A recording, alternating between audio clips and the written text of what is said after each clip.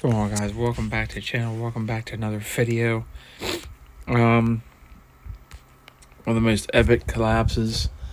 Only one worse than that I can think of is the Falcons' dreadful collapse against the Patriots in the Super Bowl.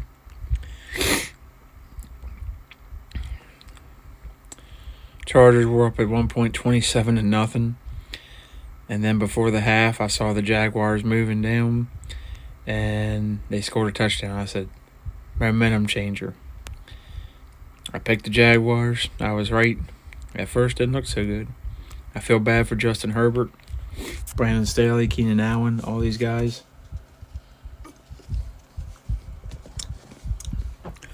There was a play in the second half where Jacksonville was down in the red zone, and it would have been 3 and out, and at minimum kicking a field goal.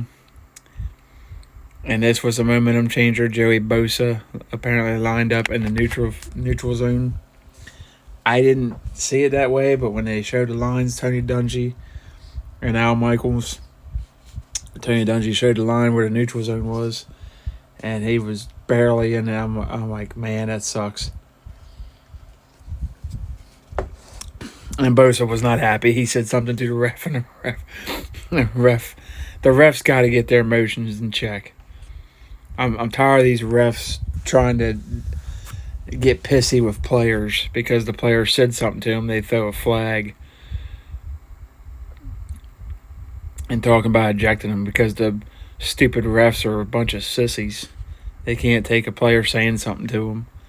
Oh, what a joke. Bosa said something to one of the refs, and he threw his hands up like a big dumb sissy baby. I'm tired of these damn refs. We need to get them all out and restart the refs. Younger refs, better refs. And there needs to be consequences for the refs. They are a bunch of entitled pricks, in my opinion. I'm sorry, but I have nothing.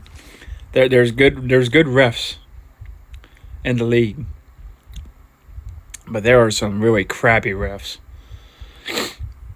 But that's probably not going to happen, so let's go over the stats here. Justin Herbert was 25 of 43, 273, 1 touchdown, no picks. That's just sad. He's so much better than that. Austin Eckler, 13 for 35 yards. They had 67 yards rushing. And this is when he needed to run the ball. Everett had 6 for 109, a touchdown. Keenan Allen had 6 for 61. Joshua Palmer, 2 for 31. They got to get some better receivers, younger receivers. Mike Williams can't stay healthy now.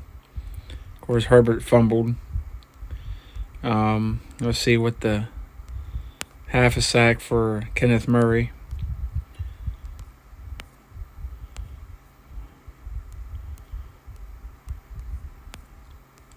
Khalil Mack had a sack. Joseph Day had half a sack.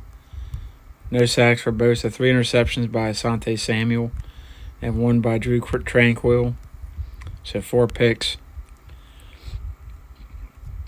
They were banged up, but still.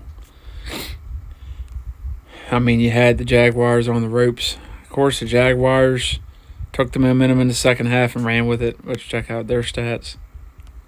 Trevor Lawrence was 28 of 47, 288, 4 touchdowns, 4 picks. One of those was a tip ball. Etienne was 20 for 109. So he had 117 yards rushing, 1 for 8 for Trevor Lawrence. Evan Ingram had 7 for 93 and a touchdown. They could be bringing him back. I would. Christian Kirk, 8 for 78 and a touchdown. Zay Jones, I'd bring him back, 8 for 74 and a touchdown. Marvin Jones Jr., he had that one on the route in the end zone where he just double moved the guy and just ran a perfect route and just got in between the safety and the corner. It was a good game to watch in the second half. First half was awful. You were looking like, oh my gosh, it's going to be another San Francisco, Seattle. But in the first half, it's not even going to get close. And then here come the Jaguars before halftime, like 28 seconds left. And boom, touchdown, Marvin Jones Jr. So, credit to the Jaguars. They didn't give up. So, they're going to be a tough out. Defense didn't play great, but they played good enough, especially in the second half. Josh Allen had a sack. He's incredible. Roy Robertson-Harris, Arden Key was getting pressure. Cisco's a good, and Wingard a good safety combo. Trayvon Walker had half a sack. Finally, he's doing something. Still think they should have taken Aiden Hutchinson. No picks for Jaguars. Look, Jaguars are trending up. Next year, get a couple young receivers, young tight end. Help that offensive line more. Get another pass rusher, because you're probably going to lose Arden Key in free agency and Roy Robertson-Harris. I don't think Trayvon Walker is the answer. I think he's going to end up being a bust, especially it's bad enough you're a first-round pick, but you were the number 1 overall pick over a quarterback, over a receiver, tight end, offensive lineman, corner, everybody. I mean, they took you over Ahmad Sauce Gardner, all these different guys. You had a miserable season for a number 1 pick by those standards.